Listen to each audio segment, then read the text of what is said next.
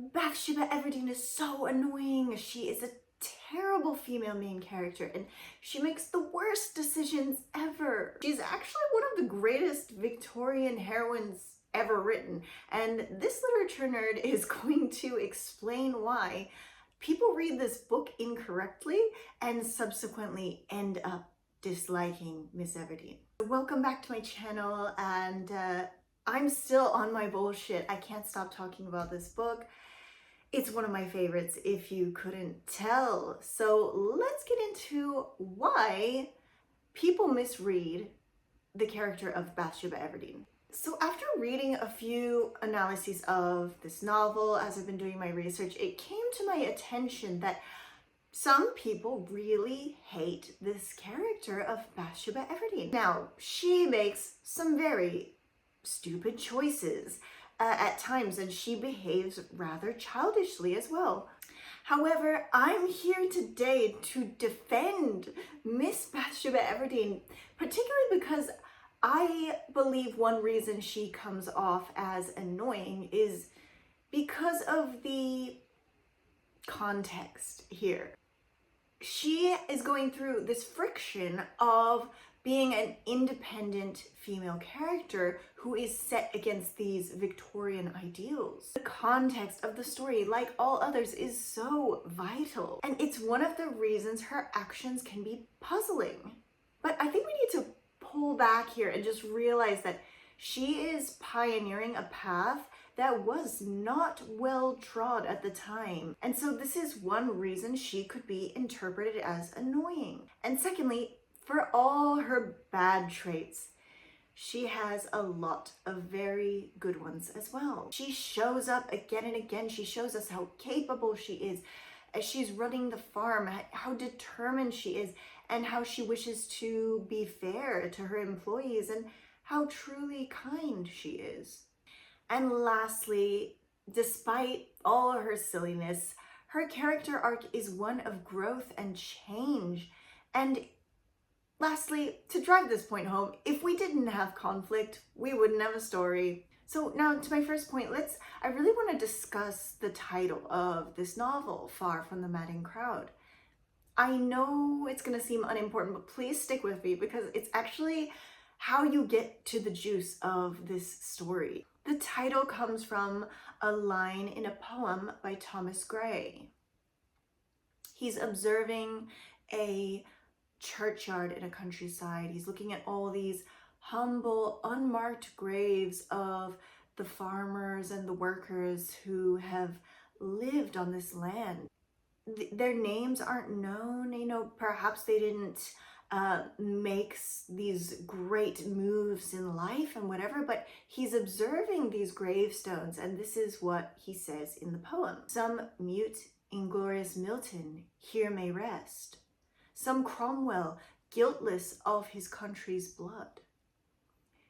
What he is saying with this is, it's possible that any of these people could have lived to such notoriety as a Cromwell or a Milton, but because they're here in the countryside, because this is how they lived, we simply don't know that.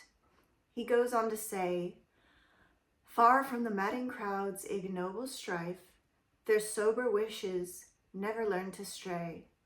Along the cool, sequestered vale of life, they kept the noiseless tenor of their way. So this really gets at the heart of the story, and it speaks to my first point. We're discussing Victorian England, where the Industrial Revolution has swept its way through the country. Everything, it's in full swing now, and people are moving from these little villages, going to the city to try to find their fortunes and make a great name for themselves. This becomes sort of the object of life in this time period for some people. But what Gray is observing here is how these little villagers just went about their lives far from the madding crowd, and he wonders, weren't they happier for it? And likewise, we see this tension in all the characters in the story. Bathsheba has this great opportunity to run the farm. And we get to wonder, will she get swept away by the glitz and glamour that could be offered here, or will she stay steady and keep her feet on the ground? And to drive this point further, she's a woman who wants to stay independent. She's very clear about that. And she's surrounded by these 3 different men who all want to marry her.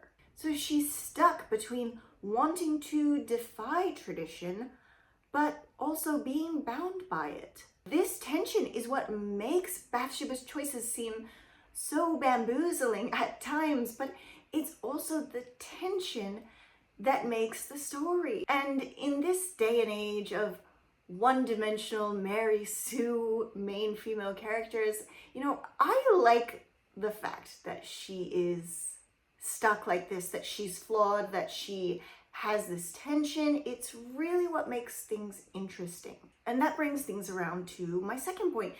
Yes, she has some major character flaws, but yes, she also has some excellent ones.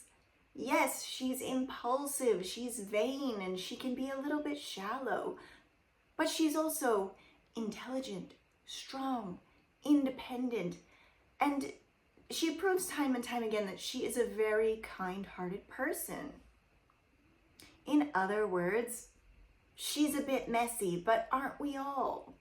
And this is the big mistake that I think people make in reading this book and in reading in general. They allow the poor choices of a character to, and you know, these imperfections of a character to cause them to dismiss the whole story.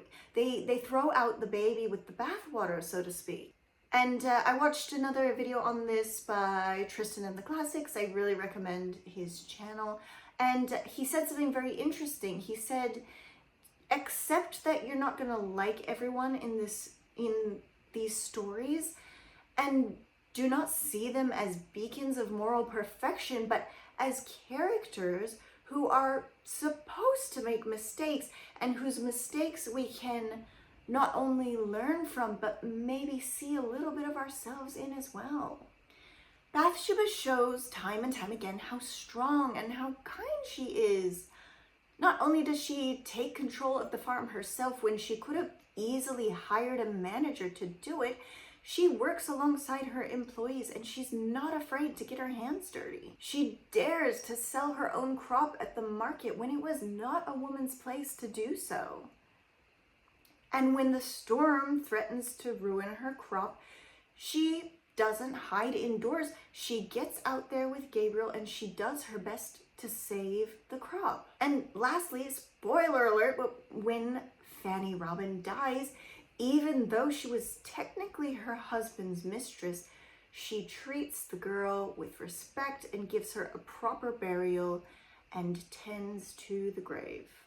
If she was really all that bad, would she have done that? And best of all, to come to my third point, she does grow and change. She sees that fatal flaw in herself and what led her to the terrible decision of marrying Sergeant Troy. Because he's a walking red flag, he's able to quickly recognize how to seduce a woman, how to find the chink in her armor, and he immediately sees that offering her compliments and flattery is going to work, and it does. And pretty much as soon as she marries him, she recognizes that she messed up. And I see that her choice in marrying Sergeant Troy is the one thing that people online had a lot to say about. Why did she marry him? How could she do that? But you really need to understand the chain of events and the context here. And this is what I'm talking about. People read this book wrong and they misunderstand this moment. She's being pulled in every direction by several different men. And finally, the one who is able to discover her weakness of vanity and manipulate it is the one that wears her down to the point that she can't say no anymore. The scene where he meets her in the wood to show off his swordplay is meant to also be an allusion, I believe, in my reading, to a little bit more scandalous moment, a little bit more of an explicit seduction. So firstly, they're alone in the woods together, which at the time was scandalous enough. They shouldn't have been alone together. And secondly, he's waving his sword all about her face, and this hyper-phallic symbol is dazzling her and showing off his skill and power. Thirdly, he cuts off a lock of her hair and steals a kiss, which I think Hardy meant for us to read as he physically pushed her to a point where now her honor would be in question. And once again, she's stuck between wanting to defy tradition and being bound by it. If the servants were to question her honor, if the servants were to not respect her, how is she going to run the farm? She's also already played with the feelings of Mr. Boldwood and seen what happened. She has to marry him at this point. But as I said, at the end of it all, she changes. The pivotal moment where we see this happen is one I already mentioned. It's the storm.